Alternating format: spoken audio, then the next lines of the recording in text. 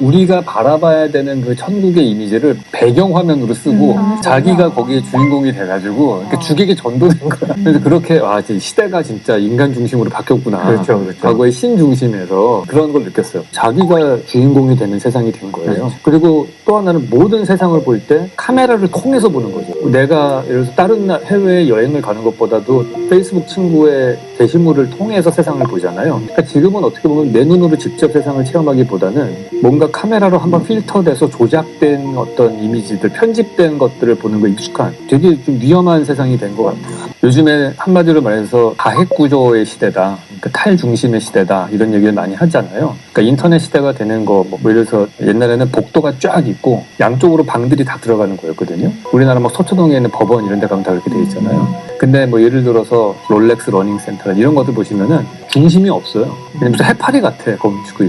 방도 막 크고 작은 것들이 막 흩어져 있어요. 그 차이가 있죠. 노래 가사 쪽으로 보면 저희 때는 공감 포인트의 영역이 있었던 것 같아요. 그래서 저기를 향해서 공략을 했던 사람들이 한 60% 정도는 이렇게 생각해. 그러면은 저쪽을 공략하는 가사를 쓰면 히트도 나고 돈도 벌고 하는 시대였는데 지금 약간 플랫폼 시대잖아요. 지금은 내 마음대로 쓰면 내 마음대로 쓴 이 작품을 좋아하는 사람이 요렇게 썼더니 2만 명이 좋아해 눌렀네. 요렇게 썼더니 100만 명이 좋아하네. 근데 오히려 그게 저는 무서운 게 창작자는 항상 내 세계를 만들고 내가 원하는 나를 표현하는 걸 한다고 생각했는데 지금 피드백이 빨리 오니까 100만 명 좋아하는 대로 내 모양을 꾸는 거예요. 이렇게. 그게 무서운 것 같아요. 과연 어느 미디어가 올바른 얘기를 하는지 이제 모르게 되는 문제가 생기거든요. 그래서 실제로 도대체 어느 뉴스가 진짜 뉴스고 동시에 많은 사람들이 서로 상충하는데 서로 옳다고 해요. 네.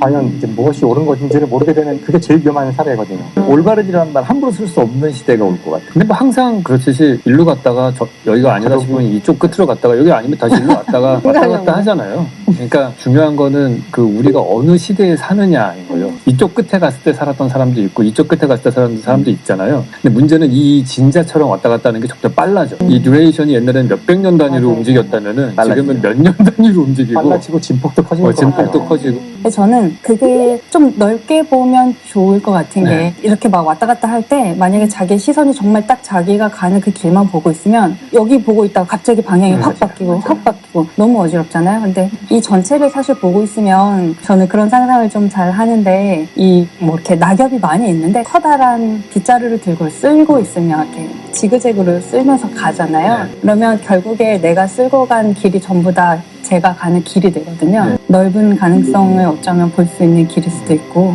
인류가 이쪽으로 갔다가 저쪽으로 갔다가 했지만 결국에 어떤 굉장히 큰 방향으로 결국 우리는 나아가고 있는 거 아닌가.